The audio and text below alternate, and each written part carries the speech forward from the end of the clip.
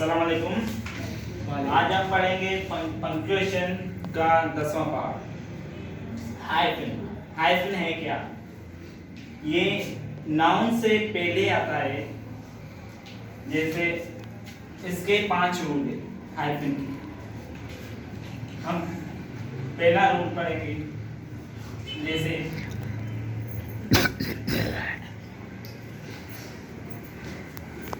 Self,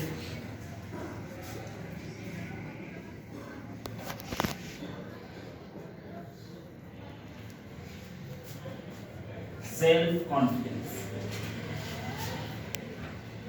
ये दो लफ्जों को जोड़ता है ये हाइफन। कलेक्टिव नाउन, जैसे तेरा एग्जाम्पल। और नंबर में अगर हम देंगे तो 21 से 99 के बीच में देंगे। जैसे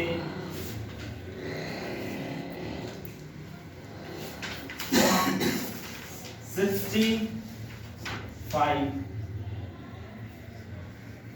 हम 100 में या उससे ऊपर नहीं देंगे। 20 और 21 से लेकर 99 के, और जो ये 30, 45, 50, 60, 70, 80 और 90 इसमें नहीं देंगे, माना इससे छोड़कर। हमें 11 12 भी नहीं देंगे। 11 से लेकर 20 तक भी नहीं देंगे, क्योंकि वहाँ हम देते हैं ब्रैकेट्स, वहाँ हाइफन यूज नहीं होता है। और इसका यूजेज हम प्रीफिक्स में भी करते हैं। जैसे एग्जांपल एक्स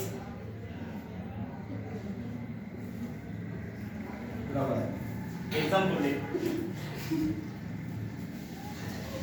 अच्छा, आपसे एक क्वेश्चन है कि हम किसी लाइन पर जब हम कोई नहीं पूरा नहीं हो पूरा हो जाए फिर क्वेश्चन कर लेना। और यदि हम प्रीफिक्स और कैपिटलाइज के बीच में भी देते हैं। जैसे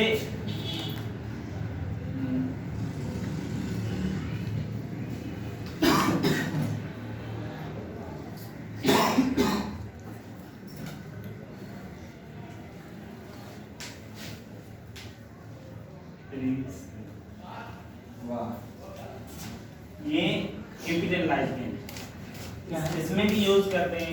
इसका मतलब ये है कि जैसे एक और एग्जांपल मैं आपको देता हूँ। She was well known actress।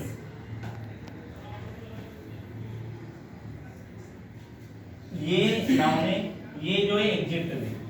ये माना जो हम जो ये हाइफन यूज करते हैं ये नाउन से पहले यूज करते हैं।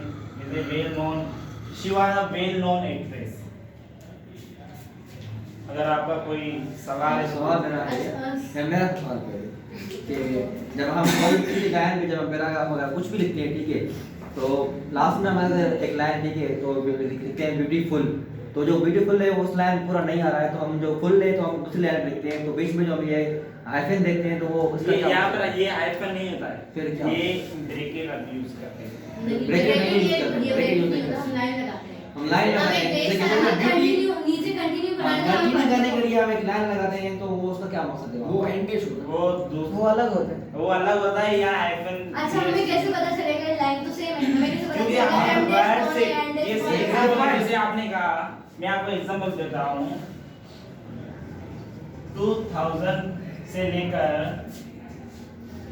2023 यहाँ ये हाइफन यूज नहीं है, यह गलत है। अच्छा अच्छा अच्छा, ठीक ठीक, ओके ओके। क्या ये हाँ, ओके, ये ठीक, ब्रैकेट ठीक। ये ब्रैकेट ये नहीं ब्रैकेट आप इससे भी पूछ ले।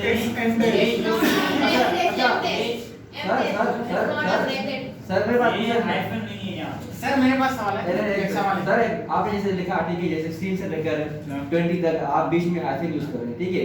तो अभी हमें कैसे ही पता चला कि ये हाइफन है या माइनस है? लोग उसको माइनस समझ कर उसको माइनस कर ले तो एंड इंग्लिश में तो आप इंग्लिश में माइनस का यार आप कह रहे हैं कि 16 से लेकर इस तरह तो ये बीच में जो हमें इस तरह से ये आपको पता है कि मैं हाइफन यूज कर रहा हूं, ठीक है? तो वो तो इंग्लिश में होगा ना। क्यों हम मैथ्स में यूज नहीं कर सकते क्या? नहीं, मैं इंग्लिश का बता रहा हूँ। अच्छा, हम मैथ्स का पूछ रहे हैं। मैं बता रहा हूँ प्लॉटिंग में जब हम लगाएंगे तो हमें पता कैसे चलेगा? 65 हां आप ऐसे तो नहीं लिख सकते हो 1000 ऐसे तो नहीं लिख सकते हो। हम क्यों 65 आप कैसे क्यों? लिखेंगे? ये रूल है इंग्लिश का। अब उसे हम तो ठीक नहीं कर आप सकते। लिख सकते हैं कि 65 तो हम 1000 कैसे क्यों सर मेरा सवाल है सर, जैसे कि प्रपोजिशन हाँ। सही है, प्री प्री सही है, उसके आगे पोजीशन, हाँ। इसके बीच में हम क्यों नहीं क्यों? ये एक वर्ड है। अब सही। ऐसे आपको बता रहा हूँ। ये जो मैंने लिखा well a non actress, yes मैं ऐसे लिखता हूँ she was a well known actress। सही सर। ये भी सही है, ये यहाँ पर कलेक्टर नाम है। फिर नहीं सर, अगर देखो नहीं समझो, तेरे समझो मालिक वो सही पढ़ा है। यहाँ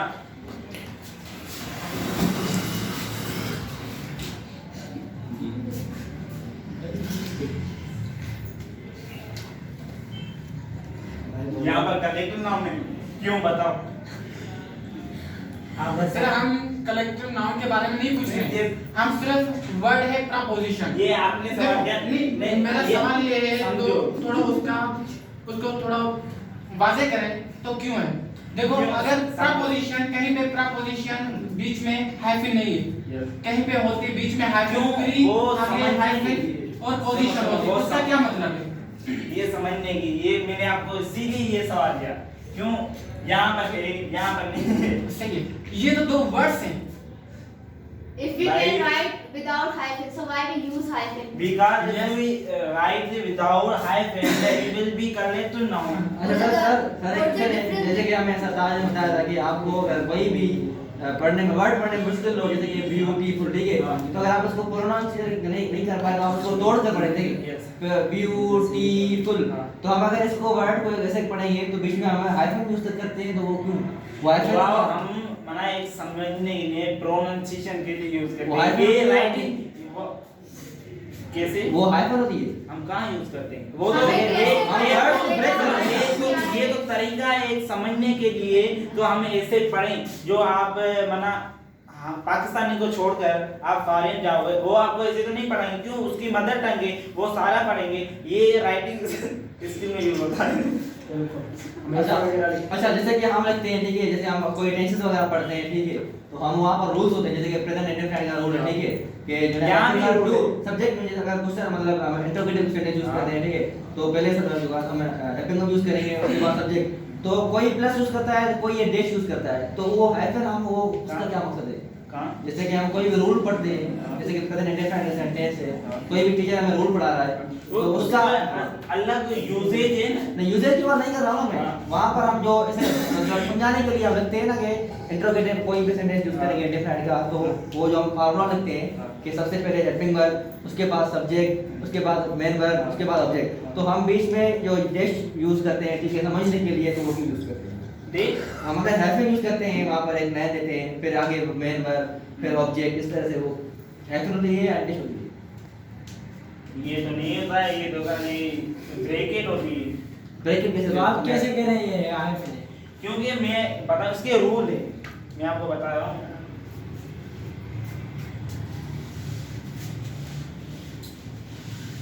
ये लाजमी क्यों है हाइफन?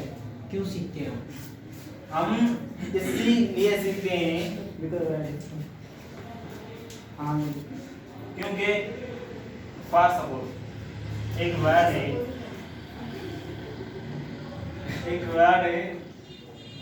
फादर इन लॉ, एक वर्ड है फादर इन लॉ। सही है सही है। बादल ये ठीक है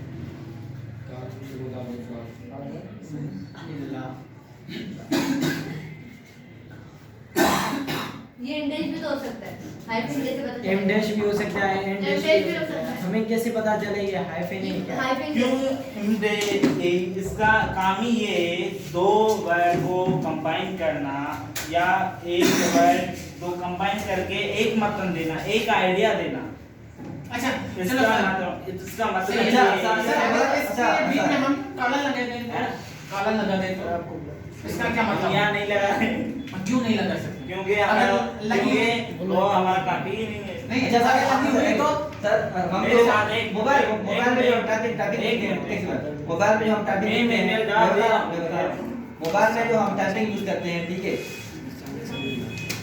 मोबाइल में जो हम टाइपिंग यूज करते हैं उसमें एक इंडेक्स होती है ठीक है, एक हाइफन यूज होता है, मतलब अभी उसकी साइज का फर्क होता है, एक छोटी सी लाइन होती है, एक बड़ी लाइन होती है, ठीक है, एक सन्नी होती है। हाँ बिल्कुल बस पतली सी होती है ठीक है। तो अभी हाइफन कौन सी है, हाइफन की साइज क्या है? हाँ वो जो बना वर्डों को जोड़कर एक आइडिया दे, एक मीनिंग दे, या दो वर्ड हो उसको हम हाइफन के जरिए मिलाकर बना एक मीनिंग निकाल। ऐसा तो इंडेक्स भी है ना, तो वो- अभी साइज का फर्क क्या है? जैसे हमें पता चला कि ये इंडेक्स है या ये हाइफन।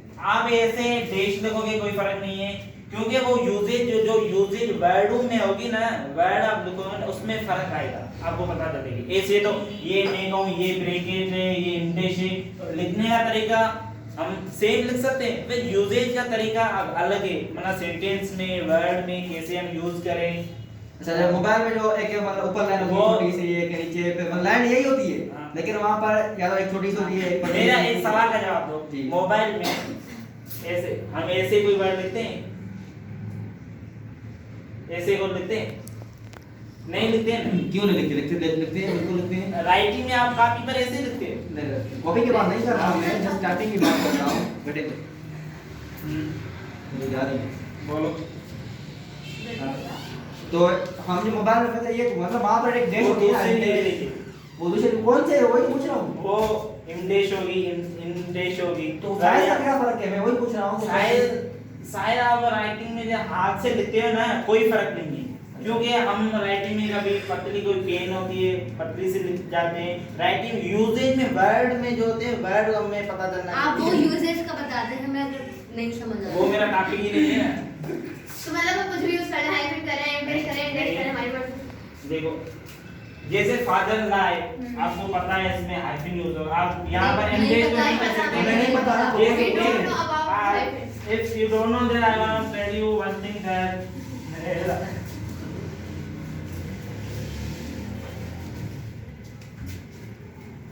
जैसे आपने कहा, मैं आपको इंग्लिश का एक एग्जांपल देता हूँ। आपने कहा ना हमें कैसे पता कैसे चले आप पता- बच्चे हो। जी